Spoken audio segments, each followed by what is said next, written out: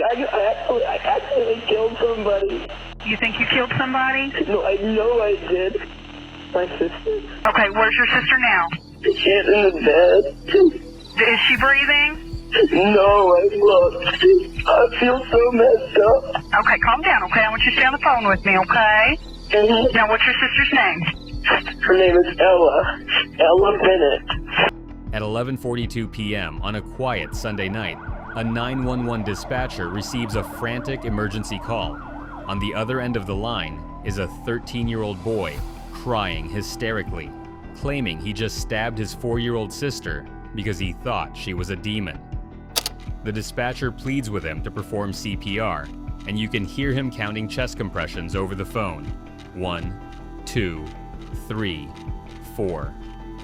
But what no one knew was that every single tear, every frantic breath, and every counted number was a calculated, cold-blooded lie. The little girl was already dead, and the monster wasn't a demon hiding in the dark, it was her own flesh and blood. The nightmare was only just beginning. Every mother wants to believe her family is safe, but for Charity Lee, creating a peaceful home was her ultimate salvation. To grasp the devastating heartbreak of this story, you first need to understand Charity's tragic past. Having lost her own father to a brutal murder when she was just 6 years old, she spent her youth battling dark trauma and addiction. But she fought her way back to the light, determined to give her children the safe, loving upbringing she was so unfairly robbed of. Her greatest pride was her son, 13-year-old Paris Bennett. Paris wasn't just a smart kid, he was a certified prodigy with a staggering IQ of 141. Beyond his brilliant intellect, he possessed a calm, mature demeanor that put everyone at ease.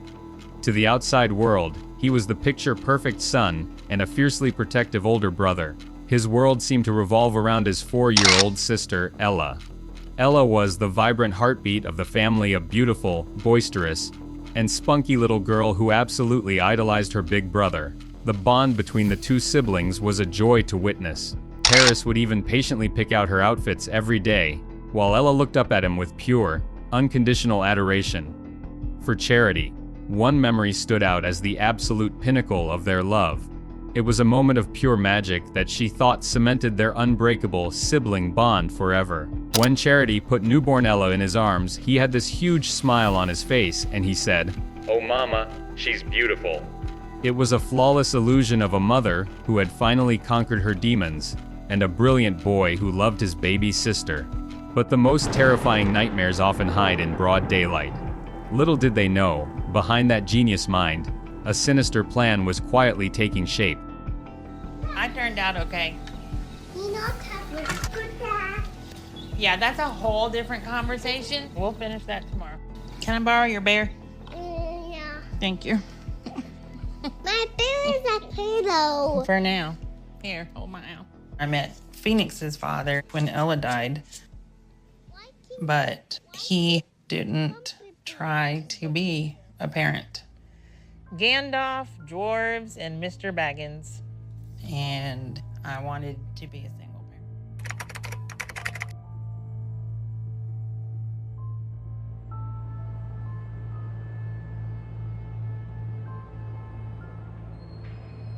February 4th, 2007. It was Super Bowl Sunday, and the entire town of Abilene, Texas was buzzing with energy, glued to their television screens. Charity was exhausted, pulling a grueling double shift at a packed local sports bar.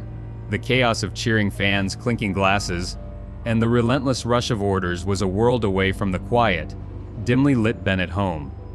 She had hired a trusted babysitter to keep an eye on her children, taking comfort in the thought that her 13-year-old son and 4-year-old daughter were safe, warm, and secure. She was just counting down the hours until her shift ended so she could go home and kiss them goodnight. Around midnight, the cops are at the front door. They went to the manager's office. They called my name. They told me that my daughter had been hurt. And I was like, you need to take me to Ellen now. And they were like, you can't go. And I'm like, what do you mean I can't go? told me that she's hurt. She needs her mother, and then they said, well, she's dead. But inside the house, the atmosphere was quietly turning sinister. Around 10:30 p.m., Paris made his move. He didn't act out like a rebellious teenager. Instead, he weaponized his 141 IQ to play a perfectly calibrated game of psychological chess. Approaching the babysitter with that polite, mature demeanor he was known for, he spun a seamless lie. He calmly convinced her that his mother was getting off work early and that he, being the responsible older brother, was perfectly capable of watching Ella until she arrived. He was so convincing, so chillingly composed, that the babysitter didn't hesitate. She gathered her things and left. The front door clicked shut. The trap had been sprung. Paris and Ella were entirely alone. What happened next is the kind of pure, unadulterated nightmare that defies all human logic. Paris didn't suddenly snap in a fit of rage. There was no chaotic frenzy. He walked into the kitchen, his footsteps silent against the floorboards, and pulled a sharp kitchen knife from the drawer. He made his way down the hall to the bedroom, where his 4-year-old sister lay defenseless. The little girl who adored him, who thought her big brother hung the moon, never stood a chance against the monsters standing in the doorway. In a span of terrifying, blood-chilling minutes, Paris brutally stabbed little Ella 17 times. The silence that followed in the house must have been deafening. But Paris didn't panic. When he finally picked up the phone at 11:42 p.m. to dial 911, it wasn't to save her life, it was to launch the next phase of his performance. The audio from that call is haunting. The dispatcher answers and Paris begins speaking in a manufactured, frantic voice. Hello? Abilene 911, go ahead. But I accidentally killed somebody. You think you killed somebody? No, I know I did. My sister? Okay, where's your sister now? She's in the bed. Is she breathing? No, I looked. I feel so messed up. He weaves a web of frantic lies, gasping for air and sobbing through the receiver, flawlessly playing the role of a terrified boy waking up from a psychotic break. I gotta be honest with you, listening to a 13-year-old pretend to cry while standing over his murdered sister is one of the most chilling things I've ever heard. Does this make your blood boil too? The dispatcher, desperate to save the little girl, begged him to perform CPR, and he counted along over the phone as if he were trying to save her. But the terrifying truth of what he was actually doing in that room was about to be uncovered by the police. I want you to put your hands on her chest. Okay, and I want you to push 30 times. I want you to count. Okay. All the way to 30, and then blow 2 breaths in her mouth. Okay? Okay. 1, 2, 3, 4, 5, 6, 7, 8, 9, 10. When the first cruisers arrived at the Bennett house, red and blue lights violently slicing through the dark Texas night, officers braced themselves for an unimaginable tragedy. They expected to find a panicked, traumatized 13-year-old boy desperately trying to breathe life back into his little sister. But as they burst through the front door and moved down the hallway, the scene they encountered froze the blood in their veins. 4-year-old Ella was dead, and the devastating detail that exposed the true depth of Paris's deception. Her small, lifeless body was lying face down on the floor. The frantic counting on the 911 call, the heavy breathing, the manufactured panic, it had all been a grotesque performance. Paris hadn't even attempted to perform chest compressions.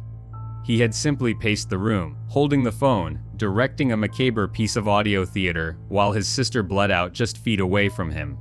Miles away, Charity was still rushing through her chaotic shift at the sports bar when police officers walked through the doors. The moment they asked for her, the air was sucked out of the room. They delivered the catastrophic news, and Charity's world shattered into a million irreparable pieces. Rushing to the police station, That made no sense because I left her at home with her brother and a babysitter. And so I said, is my son okay? And they said, we have him. Then where is he? That's when everything stopped making sense. Her mind was a whirlwind of denial, shock, and blinding grief. She thought of her son, Paris, her brilliant, gentle boy. In her mind, she was convinced he was a victim of his own broken psyche, a child who had suffered a terrifying hallucination and accidentally committed the unthinkable. She ran into that police station, fully prepared to wrap her arms around a weeping, hysterical boy and protect him from the nightmare they had both just been plunged into. But when Charity finally saw Paris, the reality was a jarring, horrifying contrast to the frantic boy on the 911 call. He wasn't crying. He wasn't trembling. When she rushed forward to embrace him, his body was stiff, completely devoid of warmth, sorrow, or remorse. There was an unnerving, chilling emptiness in his eyes. It was a frigid coldness that seeped into Charity's bones, planting the first terrifying seed of doubt in a grieving mother's heart. This wasn't the reaction of a child waking up from a hallucination. It was the eerie, deadpan calm of someone who had just finished a job. As the days passed and the investigation deepened, the forensic evidence painted a picture far more sinister than an accidental psychotic break. It became undeniably clear that Paris was in total control that night. When Charity visited Paris at the juvenile detention center, the crushing weight of reality finally set in. She had to face the monster wearing her son's face. Gathering every ounce of her shattered strength, she looked at the boy she had raised and demanded the truth.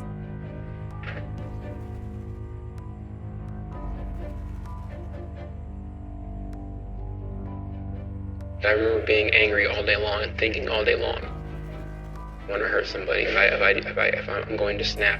And it wasn't initially Ella. I thought about the babysitter. I thought about going down the street and seeing somebody I knew, and thought about hurting a stranger.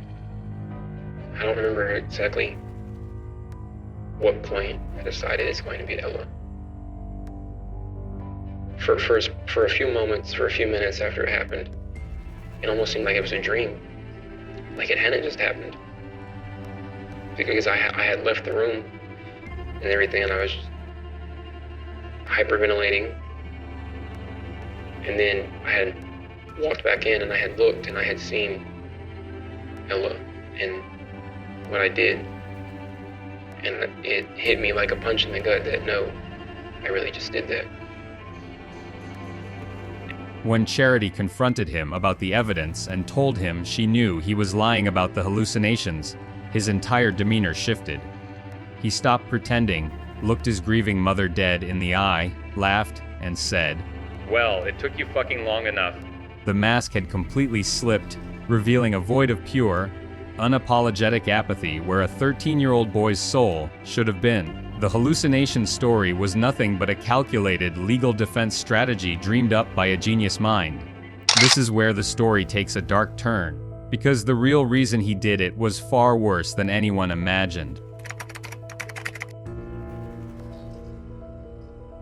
As investigators dug deeper into the digital footprint of the 13-year-old genius, the demon hallucination, defense didn't just fall apart, it completely incinerated. What they uncovered in the days and hours leading up to the tragedy was a meticulously calculated blueprint for a nightmare. There was no psychotic break, there was no sudden loss of touch with reality. Every single move Paris made on that frigid night was deliberate, orchestrated by a mind that was as brilliant as it was undeniably twisted. The horrifying truth of what Paris was doing just before the murder is enough to make anyone sick to their stomach. While his little sister was sleeping, trusting with all her heart that her beloved older brother was protecting her, Paris was sitting in the glow of his computer screen. His web history revealed a descent into total depravity. He had been consuming extreme, violent, and sadomasochistic pornography, explicitly seeking out dark, snuff-adjacent content that combined brutality with twisted gratification. He was psychologically priming himself for the bloodshed that was about to unfold in the very next room. It wasn't a hallucination, it was a cold-blooded warm-up. But the most chilling part of this entire case, the detail. that will absolutely make your blood boil is the actual motive. Why would a 13-year-old boy butcher the innocent 4-year-old sister who practically worshipped the ground he walked on? The answer wasn't jealousy, and it wasn't a sudden, uncontrollable fit of adolescent rage. It was a calculated, unapologetic act of revenge aimed directly at his mother. Years prior, Charity had suffered a brief relapse in her grueling battle against addiction. For Paris, this wasn't just a painful stumble in his mother's recovery. It was an unforgivable betrayal.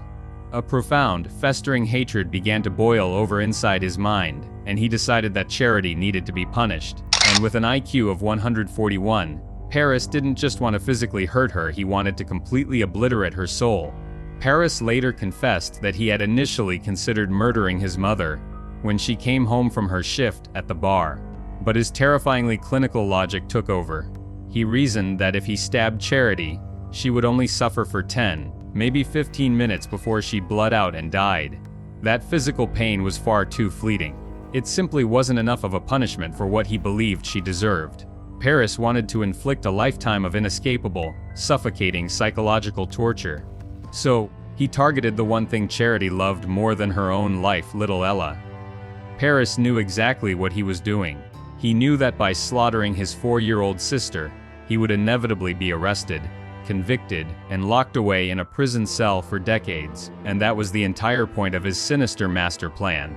In one swift, unfathomably cruel stroke of a kitchen knife, he successfully stripped his mother of both her children. He sent Ella to the grave and himself to a concrete cage, ensuring that Charity would be left completely alone, forced to wake up every single day for the rest of her life drowning in an ocean of grief and unimaginable guilt. It takes a staggering level of malice to weaponize a mother's love and use the brutal slaughter of an innocent child merely as an instrument for revenge. Drop your take in the comments. Am I missing something? Or is this the pure definition of evil?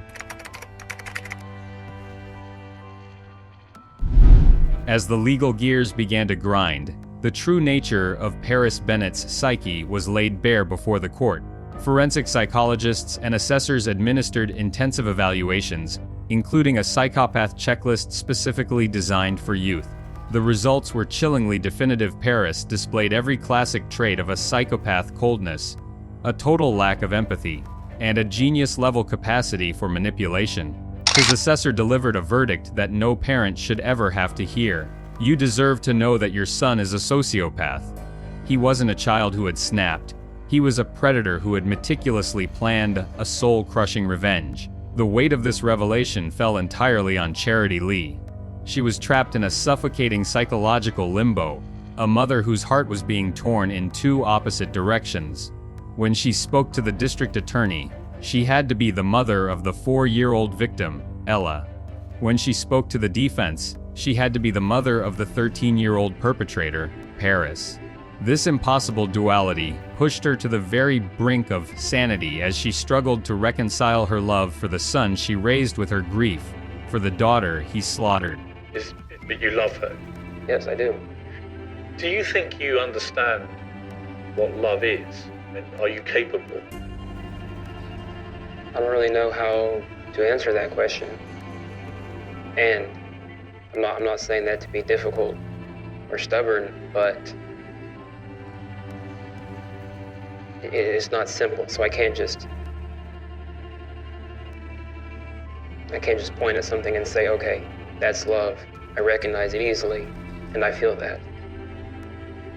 To me, this question is a no-brainer. This hurts. That there is at least one thing he should be able to point at and say, that's love. And that's the fact that I'm still here and have supported him throughout this process. Because my feelings for him are very complex, but I can very easily say that's love. The tension reached a breaking point on August 15, 2007, the day of the trial. The courtroom in Abilene was thick with a palpable sense of unease and public judgment.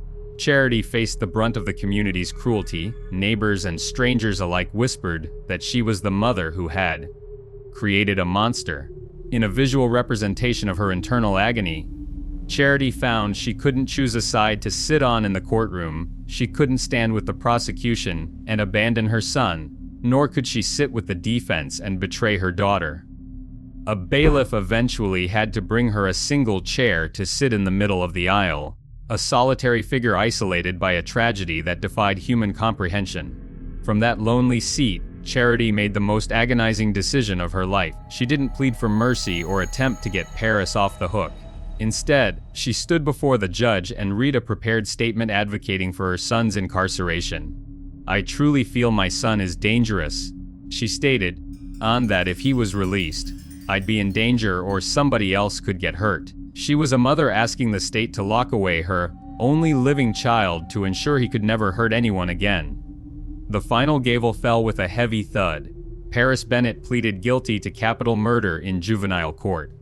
Because he was only 13 at the time of the crime, he was ineligible for the death penalty. Instead, he received the absolute maximum sentence allowed by Texas law for a juvenile: 40 years in prison. Justice was served in the eyes of the law, but for Charity, there was no victory. As she watched her son be led away to spend the majority of his life behind bars, she realized she had lost both her children in one fell swoop, just as Paris had intended. The monster would be contained, but the mother would be left to wander the ruins of the perfect life he had so cold-bloodedly destroyed.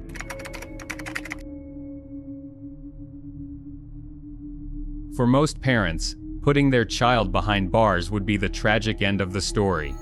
But for Charity Lee, the prison sentence was merely the beginning of a new, agonizing chapter of psychological warfare.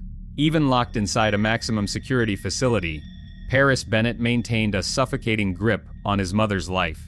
For over a decade, he used her unwavering, unconditional love as a weapon, continuing to relentlessly torment her from the other side of the visitation glass.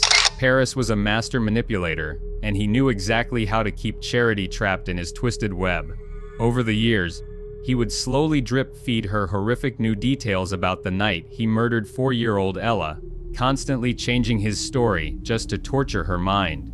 The depth of his cold-blooded nature was put on full display during a documentary interview years later, where he casually revealed the sinister truth behind his 911 call.